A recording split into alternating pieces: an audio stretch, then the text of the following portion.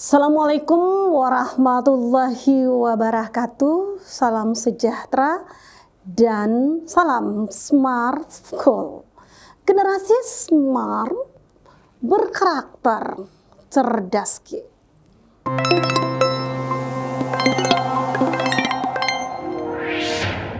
Apa kabar Nanda hebatku semua? Apa kabar Bapak dan Ibu guru pendamping? Senang bisa menjumpai Nandaku dalam pembelajaran bahasa Indonesia. Dan pembelajaran kita hari ini terkait dengan materi sebelumnya, yakni teks editorial. Dan fokus materi pada hari ini adalah merancang teks editorial. Namun sebelumnya Nanda sekalian, mengawali kegiatan kita pada hari ini, mari berdoa bersama kehadirat ilahi Robbi dengan harapan aktivitas yang kita lakukan bernilai ibadah di sisi Allah Subhanahu wa Ta'ala. Berdoa dimulai.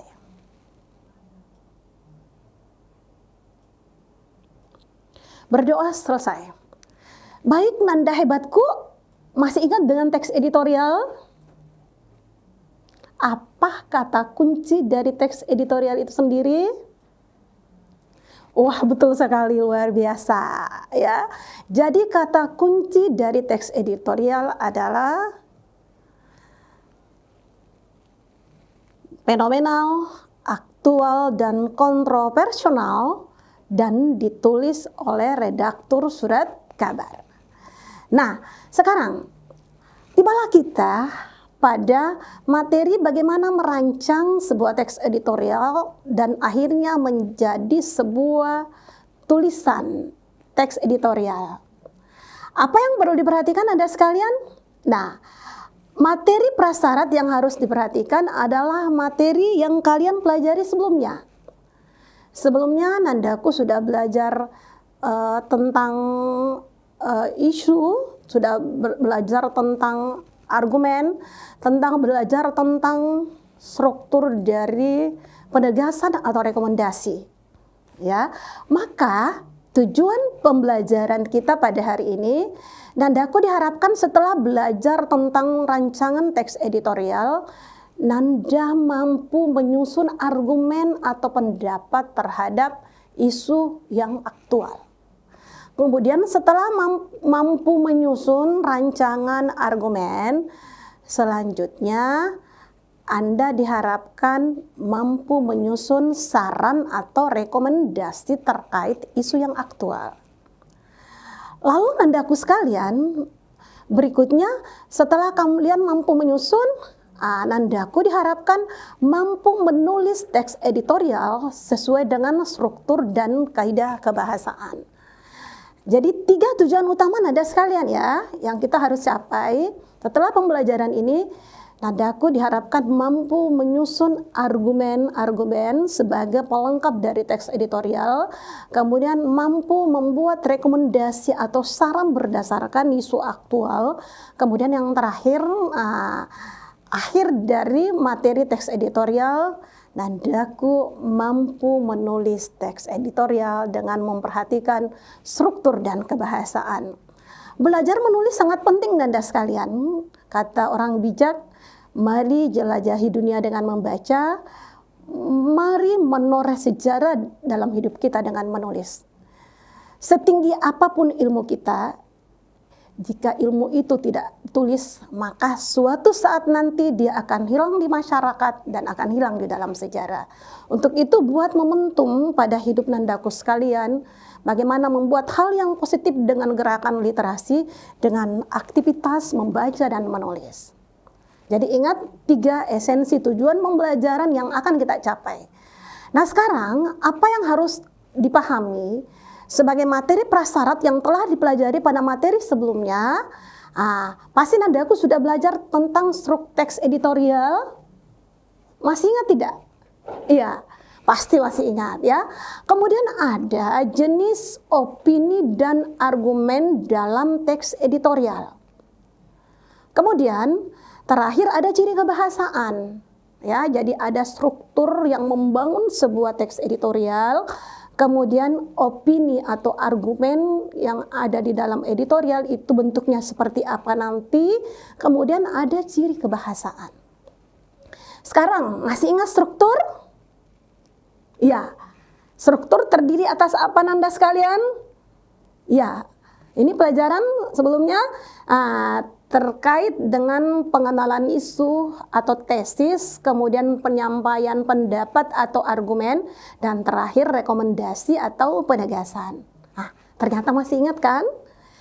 Jadi ada pengenalan isu, kemudian ada penyampaian pendapat atau argumen, dan terakhir memberikan simpulan dalam bentuk penegasan atau rekomendasi. Diingat ya. Nah, sekarang yang terpenting Nanda sekalian, bahwa ketika nanti menyampaikan argumen, ingat pola pengembangan yang perlu diperhatikan. Karena ada nanti yang berbentuk kritik, ada yang berbentuk penilaian, ada yang berbentuk prediksi, ada yang berbentuk harapan, dan ada yang berbentuk saran. Masih ingat materi ketika kalian belajar tentang membedakan fakta dan opini? Di situ jelas sekali digambarkan bahwa ada editorial, intinya di dalamnya memuat paragraf yang bersifat kritik. Coba diingat kembali, di dalam buku pelajaran Nandaku sekalian ada tes kado, ya, tahun baru dari Pertamina. Di situ di awal dikatakan bahwa kenaikan gas LPG merupakan kado pahit bagi masyarakat Indonesia. Jadi kalau dikatakan kado pahit, berarti kado pahit itu adalah bentuk kritik. Kemudian ada yang berbentuk menilai bahwa seharusnya pemerintah tidak langsung menaikkan harga gas LPG dengan sekadar berpatokan pada harga internasional, tetapi harus melihat betapa banyak keuntungan yang bisa diraih dengan mengeksploitasi sumber daya alam, mengeksploitasi perut bumi. Nah, diperhatikan. Jadi ada menilai begitu, kemudian ada bentuk prediksi. Saya tidak yakin kalau pemerintah tidak mengetahui akan rencana kenaikan gas LPG sebanyak 50%. Berarti ada berbentuk prediksi. Praduga, dia menyangka.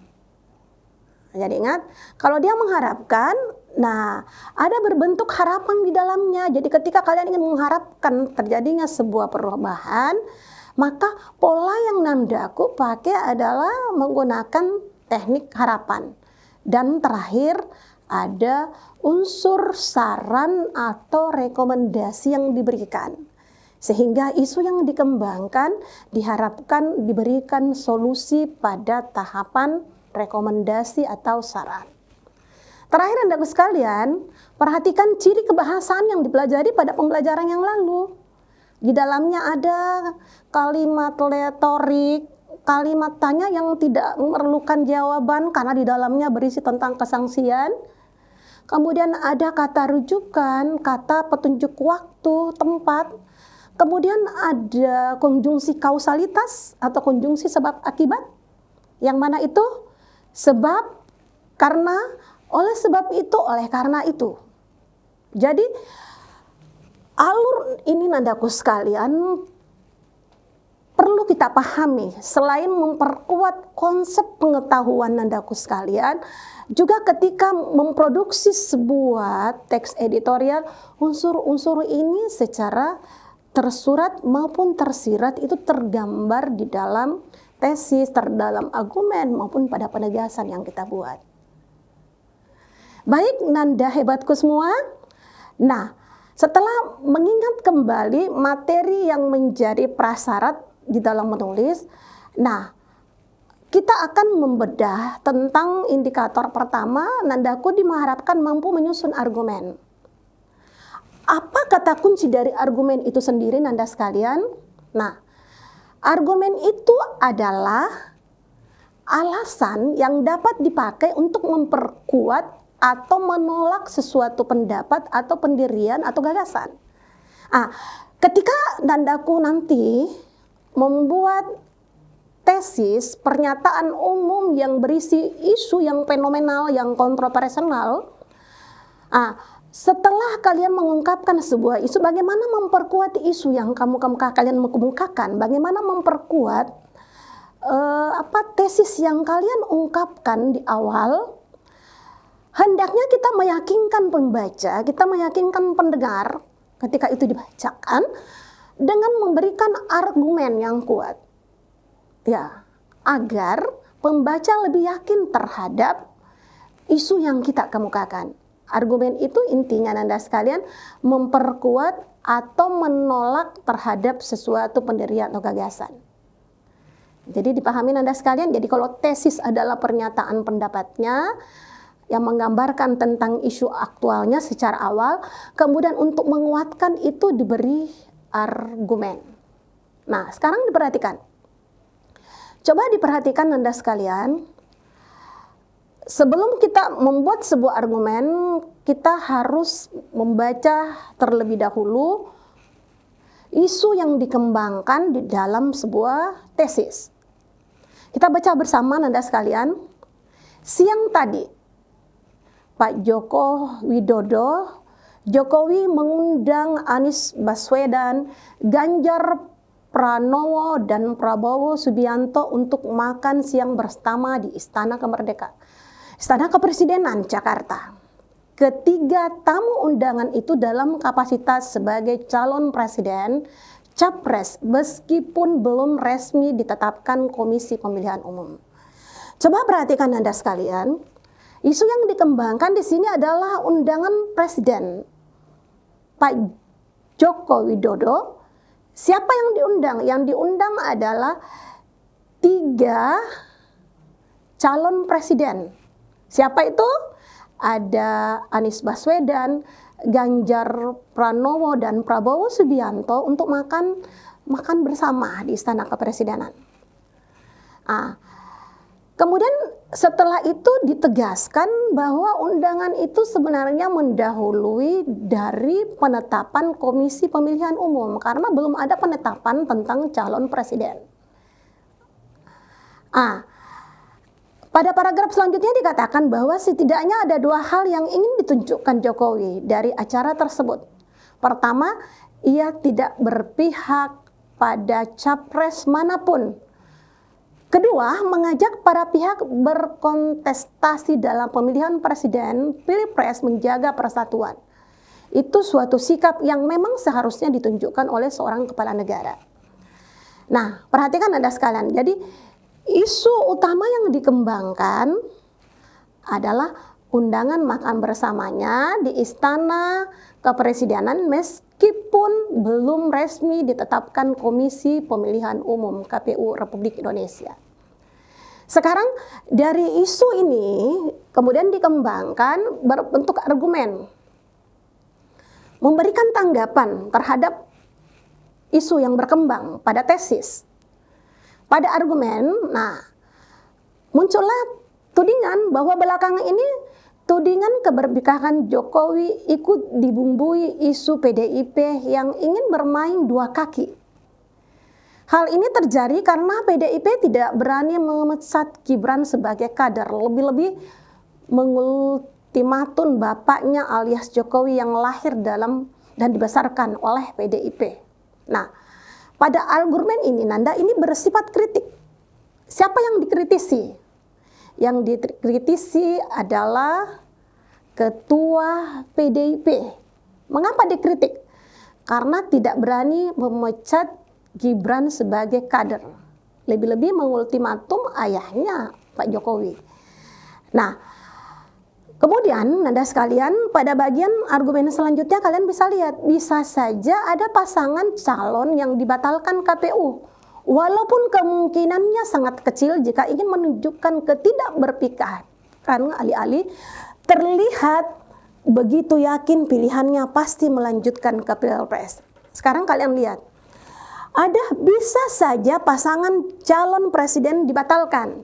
Kan tadi Nanda sekalian perhatikan, ketika mengawali dengan isu undangan makan di istana kepresidenan sebelum ada pengumuman, di sini ada sebuah keraguan dan memprediksi bahwa bisa saja ada pasangan calon yang dibatalkan KPU walaupun kemungkinannya sangat kecil. Jadi dia berbentuk memprediksi, bisa saja kemungkinan ada pasangan. Jadi Nanda sekalian, tolong diperhatikan bahwa ternyata undangan makan bersama ketiga calon presiden itu ada beberapa pihak yang meragukan, ada yang menganggap bahwa sikap netralisasi itu bukan sekadar ditunjukkan di meja makan, tetapi bagaimana menunjukkan sikap netral itu pada tindakan presiden, pada aktivitas sehari-hari dan tahapan-tahapan pemilihan presiden berikutnya. Bisa dipahami Nanda sekalian? Jadi pertama Nanda perhatikan bahwa argumen itu untuk memperkuat isu yang dikemukakan di atas. Apakah isu itu bersifat menolak dari tindakan presiden untuk mengundang ketiga calon itu? Kemudian ada yang juga yang bersifat mendukung bahwa ternyata undangan itu ditujukan untuk membangun rasa persatuan di antara para calon presiden. Nah, inilah yang menjadi petanda Nanda sekalian dari sebuah argumen. Alasan yang diberikan untuk mendukung, untuk mengkritisi, ataupun harapan yang diinginkan nantinya. Jadi intinya Nanda sekalian, argumen itu muncul karena adanya isu aktual yang kita sajikan dalam tulisan. Nah, ini isu aktual yang paling aktual ini. Kemudian hal berikutnya masih muncul. Setidaknya ada dua hal. Jadi dia menilai kan, setidaknya ada dua hal yang ingin ditujukan oleh Jokowi dari acara tersebut. Yang pertama, ia tidak berpihak pada capres manapun, sekalipun salah satu kandidatnya adalah anak beliau, kandidat wakilnya anak beliau. Kedua, mengajak para pihak untuk berkontestasi dalam pemilihan presiden tetap menjaga persatuan. Itu suatu sikap yang memang seharusnya ditunjukkan oleh seorang kepala negara. Kemudian Jokowi seharusnya menunggu sampai ada penetapan KPU. Jadi ada harapan dari editorial bahwa jika ingin mengundang makan, ya, tujuannya memang bagus, bagaimana menjaga persatuan dan kesatuan di antara mereka, tetapi seharusnya harapannya bahwa menunggulah sampai ada penetapan KPU.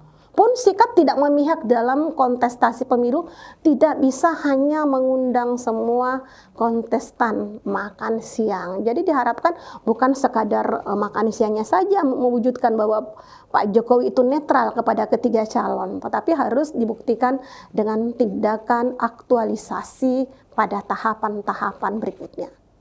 Bisa dipahami Anda sekalian? Nanti hal yang tidak dipahami silahkan ditanyakan. Jadi intinya ada isu, kemudian ada argumen. Setelah argumen ada, barulah kita berada pada tahapan saran. Jadi setelah mengemukakan argumen-argumen, baik argumen itu yang bersifat kritik, argumen itu bersifat harapan, argumen itu bersifat prediksi, maka sebagai penulis yang baik bukan sekadar mengkritisi, bukan sekadar berharap, tapi bagaimana memberikan sebuah rekomendasi, bagaimana memberikan sebuah resolusi, ya, sehingga dinyatakan Anda sekawan bahwa menyusun saran itu merupakan bentuk penegasan terhadap tesis dan argumen. Jadi ketika kalian sudah mengemukakan tesis di awal, ketika kalian sudah mengemukakan pernyataan umum di awal, untuk menguatkan pernyataan umum itu, nah nanti Nandaku berikan argumen, fungsi argumen untuk menguatkan argumen. Kalau di argumen kalian menyatakan bahwa kegiatan, aktivitas yang dilakukan oleh Pak Jokowi mengundang ketiga calon presiden untuk makan itu adalah bagian agar Pak Jokowi tidak berpihak kepada ketiga calon tersebut? Ataukah kalian ingin mengungkapkan bahwa itu adalah wujud persatuan? Boleh nanti ketika mengulas sarannya kalian mengkritisi bahwa sikap netral dari seorang presiden bukan hanya ditunjukkan pada kebersamaan di meja makan. Kemudian apa yang diharapkan? Nah terakhir, disinilah fungsi editorial itu, penulis itu bagaimana memberikan saran, bagaimana memberikan rekomendasi agar isu-isu yang dikembangkan di atas pada akhirnya berdampak positif, baik terhadap negara ini maupun terhadap masyarakat dan tentunya juga kepada ketiga calon presiden tersebut. Nah, dengan demikian, penegasan dalam teks editorial itu nada sekalian berbentuk simpulan, saran atau rekomendasi. Di dalamnya juga boleh diselipkan tentang harapan redaksi kepada pihak yang terkait dalam menghadapi atau mengatasi masalah yang terjadi dalam isu tersebut. Ya, kalau tadi isunya kan ada kontroversial, ada yang mendukung, kemudian di sisi lain ada yang menyatakan bahwa sikap netral itu bukan sekadar kehadirannya di makan bersama di meja makan. Kemudian ada tadi saran juga yang menyatakan bahwa hendaknya ditunda dulu, nantilah setelah penetapan KPU kemudian melakukan aktivitas mengundang. Nah, ini disinilah kita memberikan sarannya seperti apa Anda sekalian. Di dalam saran itu,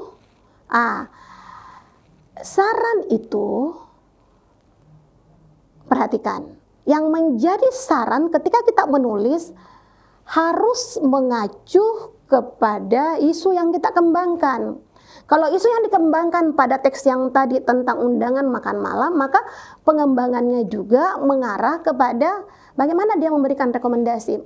Rekomendasi yang diberikan bahwa hendaknya aktivitas netralisasi bukan hanya diwujudkan dengan aktivitas di meja makan, tetapi hendaknya diwujudkan dalam aktualisasi kehidupan Pak Jokowi masa pemilihan Pilpres.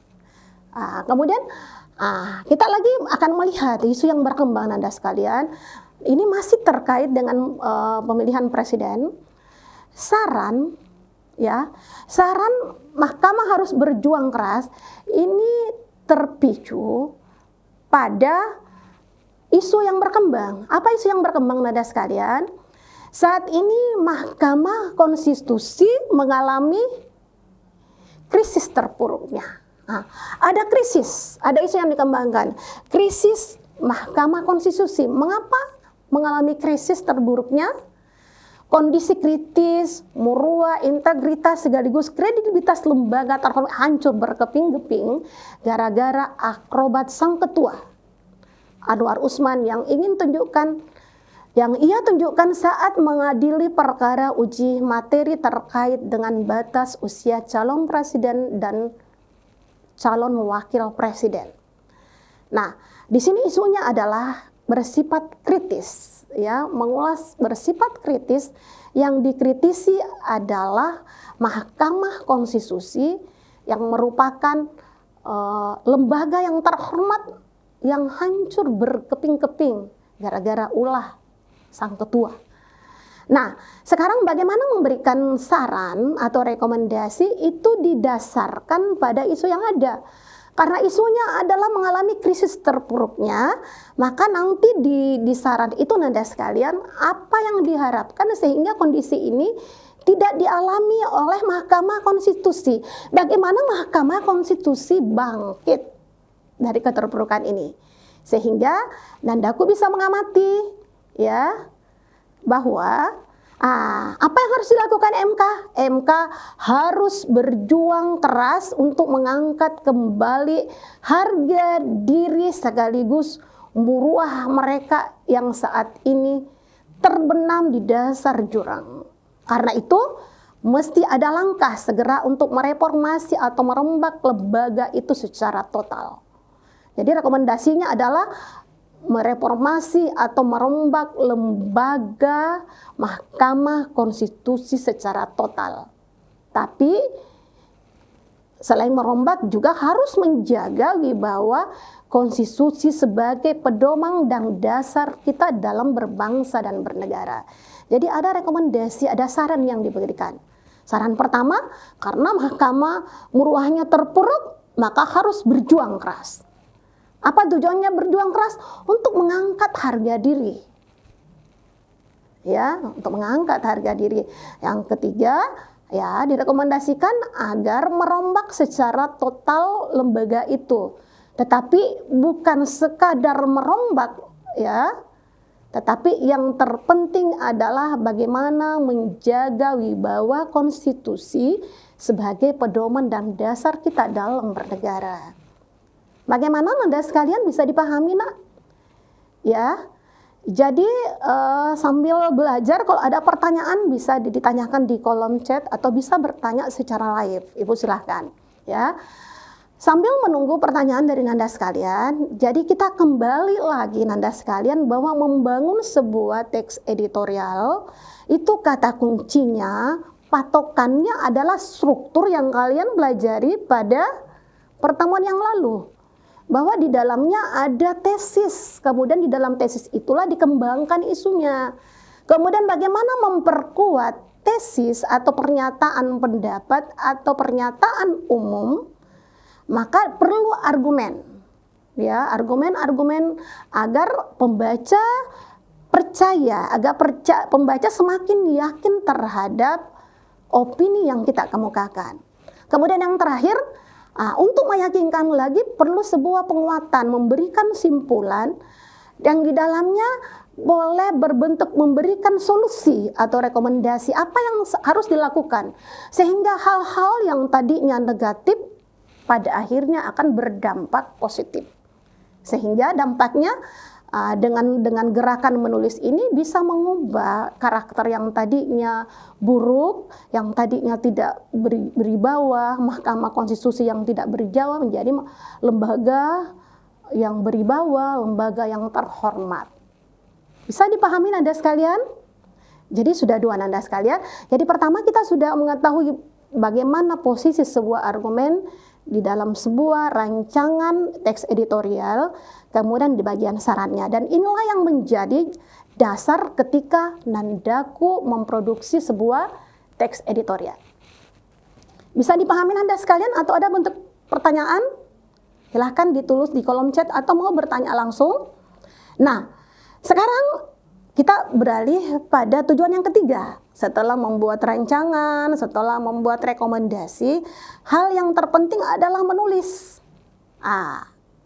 Bentuk aktualisasi teori yang kalian pelajari, intinya adalah bagaimana menuliskan fenomena aktual itu dengan mengikuti formulasi struktur, tesis, argumen, dan penegasan ulang. Bagaimana langkah-langkah menulis? Semua langkah-langkah menulis itu Nanda sekalian diawali dengan tahapan menemukan ide. Kemudian adanya ide itu dikembangkan menjadi topik yang memiliki sudut pandang berita terkini yang menarik dibaca. Jadi lihat berita-berita fenomenal, cari berita-berita yang terkini, berita-berita yang terjadi di sekitar kita atau fenomena yang kita rasakan sendiri seperti kekeringan, fenomena tentang bantuan-bantuan sosial misalnya. Jadi cari topik yang menarik, karena dengan topik yang menarik justru dan menyebabkan pembaca tertarik untuk membacanya. Yang kedua, setelah ada topik, topik itu bisa kita temukan di sekeliling kita.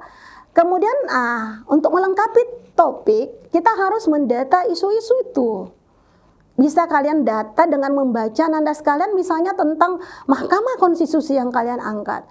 Silakan baca berita-berita atau editorial yang mengulas tentang isu-isu itu, atau dengan mengamati fenomena-fenomena yang ada yang menjadi nanti rumusan ketika menjadi pernyataan umum. Jadi, tapi tentunya perhatikan menuangkan dengan menggunakan bahasa sendiri, dengan melihat fenomena yang ada di sekitar kita, menonton televisi misalnya, berita-berita yang ada yang aktual, kemudian kalian menuangkan dalam bentuk pernyataan umum atau tesis. Setelah itu Nanda sekalian, untuk mendukung nanti argumen, kita harus menelusuri data-data ya, bukan hanya argumennya tetapi sebagai pengantar dari pernyataan umumnya. Lanjut setelah itu kita menganalisis data yang kita temukan, kita analisis. Misalnya kalian akan membuat tentang editorial tentang dampak kekeringan terhadap masyarakat ekonomi lemah. Kalian harus mendata dulu tentang dampak kekeringan itu di masyarakat, membaca berita-beritanya. Kemudian itu apa yang kita dapatkan, informasi yang kita dapatkan, data yang kita dapatkan, kemudian ditafsirkan, diinterpretasi menjadi sebuah pendapat. Baik itu dalam bentuk kalian membuat kritikan, membuat penilaian, maupun ada harapan yang kalian inginkan dari fenomena yang ada. Bisa dipahami Anda sekalian? Jadi analisis datanya. Kemudian setelah ada data itulah kita tafsirkan menjadi sebuah pendapat. Kemudian polanya nanti ketika ditulis, apakah Nandaku ingin menggunakan pola yang seperti tadi dalam bentuk mengkritisi, dalam bentuk memberikan harapan, dalam bentuk menilai sebuah keadaan atau fenomena yang ada. Dan terakhir, kalian harus memberikan rekomendasi atau saran. Jadi dari isu yang ada, fenomena yang ada, kemudian kalian mencari informasi yang terkait, kemudian data-data yang kita temukan selanjutnya ditafsirkan menggunakan pendapat. Terserah Anda kalian, apakah mau ingin dalam bentuk kritik, di dalamnya juga ada unsur harapan, di dalamnya juga ada berbentuk penilaian. Banyak contoh yang kalian bisa lihat Anda sekalian, terutama di buku paket kalian. Ketika menyimak, membaca buku pada buku paket kalian itu jelas sekali bahwa ada berbentuk harapan, ya, harapan editorial yang mengharapkan pemerintah jangan sekadar menaikkan gas LPG, tetapi hendaklah melihat bagaimana kondisi ekonomi pada masyarakat bawah. Ya, kemudian pada tahapan saran, editorial lagi menyarankan bahwa pemerintah seharusnya menggunakan dana tertentu untuk membantu masyarakat pada ekonomi lemah. Kalau dia bersifat kritis mengatakan bahwa ternyata kenaikan gas LPG merupakan kado terpahit pada tahun baru. Wah, kado terpahit itu kan sudah bentuk kritik. Jadi nanti tergantung polanya seperti apa Anda sekalian. Ya, kalau misalnya kemarau merupakan ancaman bagi masyarakat Indonesia, khususnya di Sulawesi Selatan, jadi bagaimana Nandaku memformulasikan itu? Bagaimana Ada pertanyaan? Atau sebelum kita belajar menulis, ada yang ingin memberikan simpulan terkait materi kita pada hari ini? Apa yang perlu diperhatikan? Bagaimana bentuk struktur dari sebuah editorial? Kemudian, bagaimana model-model opini atau argumen yang bisa dikemukakan? Kemudian yang ketiga, bagaimana bentuk kaidah kebahasaan yang diterapkan di dalamnya? Ada yang bisa Silahkan. Jadi sambil menunggu kalau ada yang ingin memberikan kesimpulan materi, Ibu sajikan bagaimana cara menulis. Langkah pertama, lihat pilih topik yang memiliki sudut pandang. Misalnya kalian bisa meneroka di sekitar kalian, misalnya ada fenomena yang aktual. Tetapi ingat, fenomena itu menimbulkan kontroversial. Nanti akan menimbulkan ada sudut pandang yang berbeda. Aktual. Ya. Jadi pertama menemukan dulu, menemukan itu boleh kalian menemukan di sekitar kalian, boleh dengan cara membaca, boleh dengan menyimak radio, menonton televisi dan segala macam. Kemudian Anda sekalian, setelah itu tentukan isu utama. Apa yang kita alami sekarang? Yang kita alami misalnya yang paling aktual di sekitar kita adalah kemarau panjang. Ada apa dengan kemarau panjang? Bagaimana membuat kemarau panjang ini menjadi sebuah tesis? Lakukan tahapan yang tadi Anda sekalian. Apa yang kita lakukan? Cari informasi terkait kemarau panjang. Renung terhadap kemarau panjang. Apa yang terjadi? Apa yang kita rasakan? Apa yang dirasakan oleh masyarakat sekitar kita? apa dampak yang ditimbulkan oleh kemarau panjang. Sehingga Nanda sekalian, ketika mendapatkan informasi, lakukanlah, tulislah dengan membuat interpretasi pendapat kita.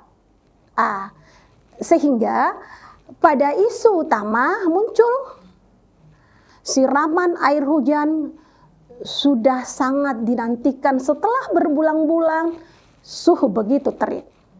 Selama ini sumber-sumber air dan lahan tanaman pangan mengering. Ini ada sumber kita ambil dari Badan Meteorologi, Klimatologi, dan Geofisika BMKG Makassar memprediksi kemarau panjang yang melanda Sulawesi Selatan diperkirakan akan berlangsung hingga bulan November 2023. Secara umum, wilayah Sulawesi Selatan diperkirakan memasuki musim hujan pada bulan November sampai Desember 2023 dengan puncak musim pada bulan Januari dan April 2024. Jadi setelah kalian menamakan isunya, silahkan berliterasi sehingga memperkaya nanti isu-isu yang kita kemukakan, memperkaya argumen-argumen yang kita utamakan. Kemudian setelah ada isu-isu yang kalian kembangkan, Anda sekalian, lanjut, buatlah argumen terhadap isu yang kita kembangkan. Apa yang isu yang ada? Pada bagian tesis adalah kemarau panjang. Apa prediksi BMKG terhadap kemarau panjang? Diprediksi kemarau panjang yang melanda Sulawesi Selatan akan berlangsung hingga bulan November 2023. Dan Sulawesi Selatan akan diperkirakan memasuki musim hujan pada bulan November. Sekarang kalian perhatikan Anda sekalian, kita kembali ke acuan kaidah kebahasaan yang tadi. Nah, ada memprediksi kemarau panjang melanda diperkirakan. Berarti pola pengembangannya menggunakan model apa? Memprediksi, kan diperkirakan, baru memperkirakan karena belum terjadi, ya.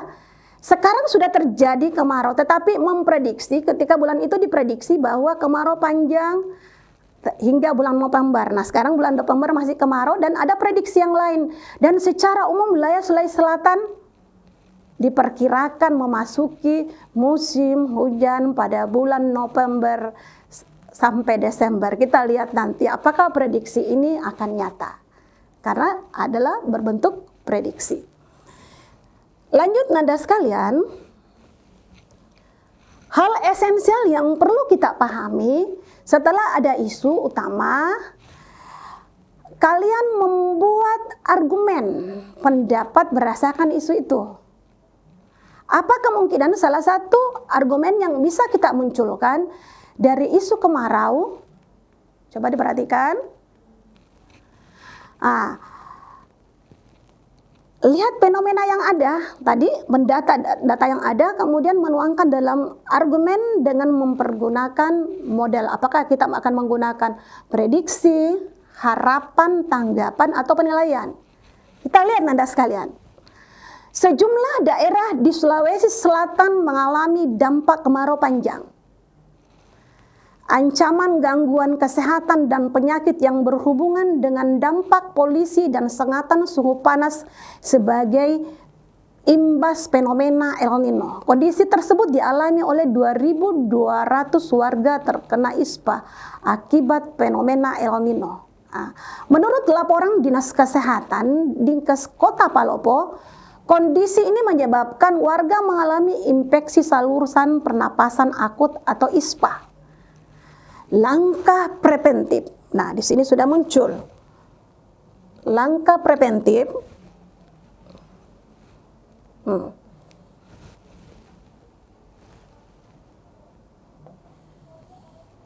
Langkah preventif atau represif. Langkah pencegahan maupun represif yang sudah dijalankan harus diperkuat dan ditingkatkan sesuai dengan karakter permasalahan di setiap wilayah. Berarti diharapkan Ya, berarti menggunakan model harapan. Jadi itu yang kalian lakukan nanti Nanda sekalian. Jadi apa yang diharapkan dari krisis kekeringan kekeringan, kemudian ada sebuah harapan. Jadi perlu upaya preventif, pencegahan maupun upaya represif. Ya, jadi yang sudah dijalankan karena memang kita sudah berupaya itu diperkuat. Nah, lanjut Nanda sekalian, pada tahapan berikut adalah tahapan rekomendasi. Ya. Saran, apa saran yang kita harus lakukan dengan adanya krisis? Di sini perlu keterlibatan pemerintah. Krisis kekeringan ini tidak bisa dianggap enteng. Butuh dana yang tidak sedikit. Sebaiknya penanganan bencana kekeringan memaksimalkan penggunaan anggaran yang bersumber dari belanja tidak terduga dan sumber dana lainnya. Alokasi dananya pun perlu pengawasan melekat. Hal yang harus dicegah adalah adanya oknum yang menari di atas penderitaan orang lain. Ya, ini harus dicegah. Ada oknum yang mengambil keuntungan di balik penderitaan rakyat. Pemerintah pusat dan daerah harus bersinergi mengatasi dampak kesehatan. Bagaimana Nandaku sekalian?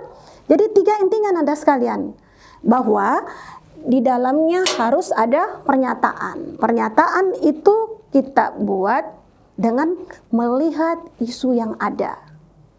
Setelah itu berikan argumen untuk memperkuat isu yang kita kemukakan. Yang terakhir berikan saran atau rekomendasi. Bagaimana Nanda sekalian? Ya, mari memulai menulis Nandaku sekalian. Mari jelajahi dunia dengan membaca dan mari mencatat diri Anda sebagai penulis di dalam sejarah bangsa ini dengan memulai aktivitas menulis teks editorial. Baik Nanda sekalian, bagaimana bisa dipahami? Dan sebelum Ibu tutup, apa ada yang ingin bertanya atau ingin menyimpulkan materi pembelajaran kita terkait teks editorial? Ada Nanda sekalian? Yuk semangat! Ada. Sebut nama dan sekolahnya atau ada yang ingin bertanya di kolom chat, silakan Anda sekalian. Ada? Sambil menunggu jawaban dari Nandaku sekalian, karena sebenarnya inti dari materi ini Anda menulis. Setelah proses menulis Nanda, kita berada pada tahapan menyunting, memperbaiki atau mengedit tes kita. Apa yang perlu diperhatikan di sini? Perhatikan bagaimana bentuk penulisan. Fenomena yang kita lihat, yang banyak terjadi ketika menulis, peserta didik terkadang susah membedakan antara prefiks, imbuhan, awalan dengan preposisi atau kata depan. Masih ingat Ibu pernah berikan?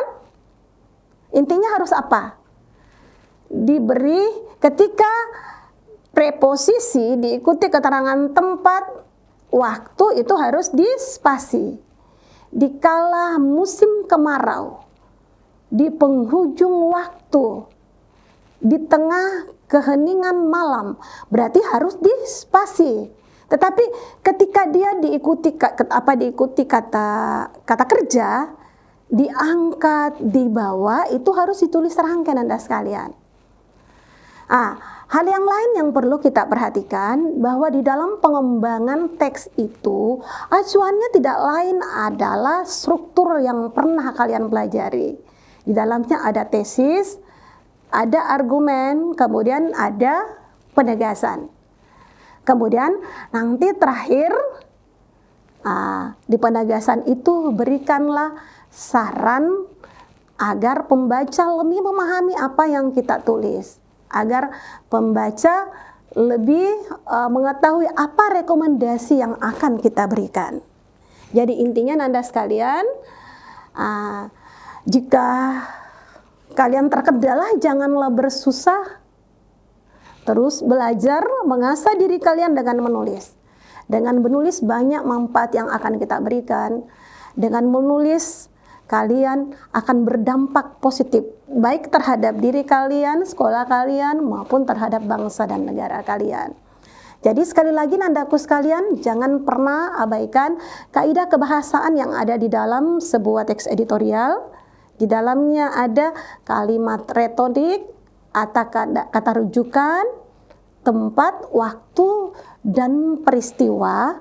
Kemudian di dalamnya pun kalian harus perhatikan banyak memberikan konjungsi kausalitas. Jadi ketika ada nanti di ulangan konjungsi kausalitas dalam sebuah teks editorial, kalian tidak salah lagi.